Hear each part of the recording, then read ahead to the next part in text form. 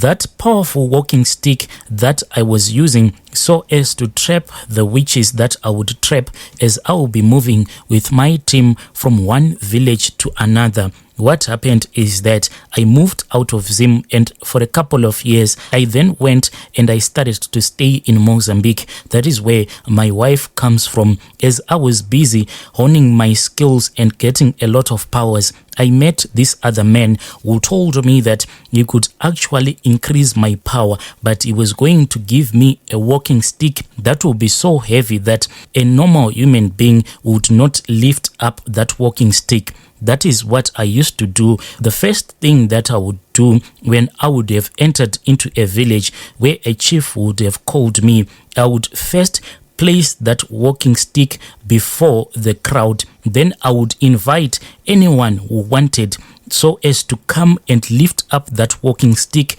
if they thought that maybe I was just a fake traditional healer. A lot of people would try so as to come and lift up that walking stick. Sometimes a person who would have come to lift up that walking stick that I would have placed on the ground, he would be beaten by spirits that he would not even see. Then he had to pay me a fine of 2 cows. This is what I used to do. So when I was in Mozambique, a man had told me that he knew of this other spirit. He told me that the spirit that he wanted to give to me, it was quite a very powerful and a dangerous spirit. He told me that this spirit, it was a spirit of a once powerful witch doctor who was buried in the caves somewhere in Mutoko. So me and him, we traveled from Mozambique going into this area that is called Nyamapanda. It is just between the Mozambican Zimbabwean border. A lot of people there,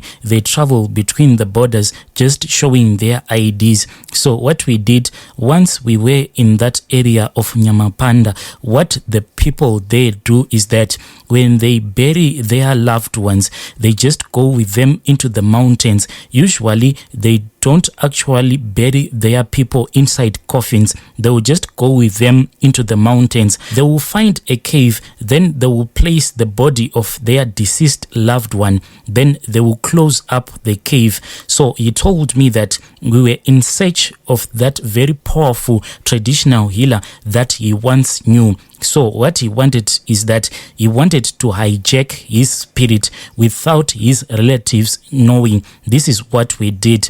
My brother, we went there, then we performed the ritual, and he fought with that spirit a lot. He nearly died. That is when he showed me a glass bottle, and inside that glass bottle there was a lot of smoke, and he said that it is done. He had managed to capture that spirit. We traveled all the way going to Mozambique. Then we went to the market and we purchased this other walking stick. It is not like a normal walking stick. It had a lot of designs. Then he instructed that spirit that he had captured and placed it inside a bottle for it to come out of the glass bottle and take possession of the walking stick. That is why all of the witches would bow down before me. What usually happened whenever me and my team we would go inside a village, a lot of witches, they would actually come to me first so as to negotiate with me.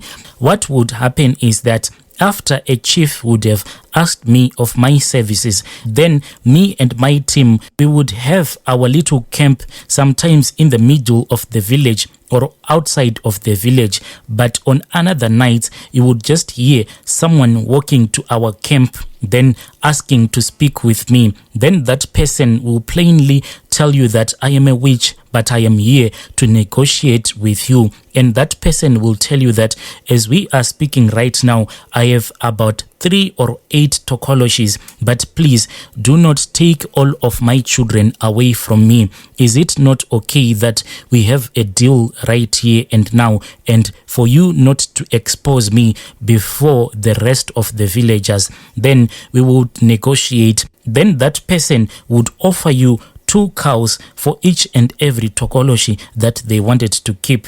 If they wanted to keep 3, then he would offer you 6 cows. But these things, they were done without the knowledge of the other villagers. After negotiating with that man, I had my other boys. At that time, I had a truck that used to carry all of these cattle that were being given to me by all of these villagers. Then I will send them so as to go and collect those cattle from that person who would have asked for a negotiation with me.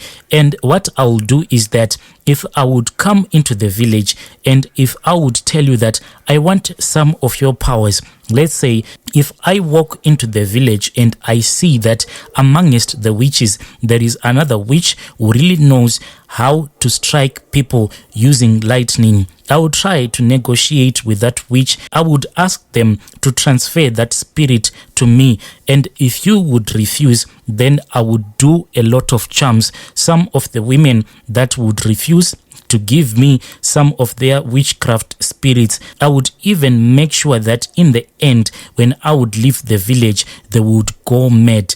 I was really powerful. A lot of people used to know me as the witch catcher or the witch hunter. I once assisted this other woman. She was quite a brave woman. I have never met a brave woman as that woman, because when she came to me, she was all tears. She told me that she had fallen in love with this other man, and after she had fallen in love with that man, that is when she found out that the man was just a bachelor who wanted to remain unmarried. And she had found out that the man that she thought was going to marry her, he was just a womanizer. And the reason why she wanted me to assist her, it was because this man, he was really rich. And when I looked through the glass, indeed, I saw that this man, he never had any intentions to marry any woman because he enjoyed sleeping around. Then I told that woman that the only way that she can get married to that man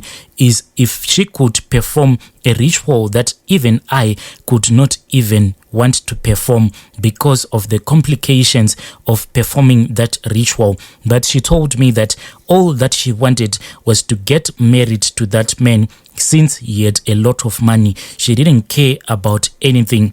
When I gave my life to Christ again, that woman, she was still married to that man. They really had a very big wedding. She even invited me to her wedding, but I could not go. She was supposed to travel back to her parents. Then she was supposed to go to any grave that was a grave of her relative. Then I told her some words that she was supposed to say whilst she was kneeling by the side of the grave that belonged to any of her relative. So she did. When she came back, I then told her that we were supposed to go to the graveyard, me and her and my team. This ritual, it was done in the middle of the night, and when she performed this ritual, I never thought that she would go ahead with this ritual. I used to deal with a lot of grave diggers. Do you know why a lot of rituals are performed in the middle of the night? There are people out there who actually do this kind of jobs. Those people, they just specialize in digging up fresh graves. That is what we did with that woman, and she had to pay a lot of money because the process, it required a lot of people, because there was a person who was supposed to scout out so as to see if there was any fresh grave, and he had to mark that fresh grave so that in the night we would come to that fresh grave. And the council workers that will be responsible in the management of that graveyard, they will know each and every ritual that will be performed during the night, and they make a lot of money so that they can just look the other way. So those guys, when the sun goes down, then they will start to dig, and they will dig up that grave as fast as they can. Once they dug up that grave, then that woman, I gave her an instruction to climb down into the grave. I climbed down with her. Then me and her, we had to break open that coffin. Yes, I did this even in church when I gave this testimony. Everyone was just shocked, but this is what we did. Once we had braked that coffin, I then told that woman that she was supposed to go and lie on top of that dead person who was sleeping in it, who was lying dead in his coffin, and she had to act as if she was making love to that dead stranger. That woman surprised me. She did everything that I had told her to do. She performed the act. After she was done, me and her, we were pulled out of the grave. Then we left that grave as the grave diggers were busy putting each and every piece back together, so that when the morning comes, no one would ever suspect that any kind of a ritual was done. Dear brother, a lot of body parts are taken after you have buried your loved one. A lot of things do happen in the night. After that, I told her to go and get married to her husband. And yes, she did.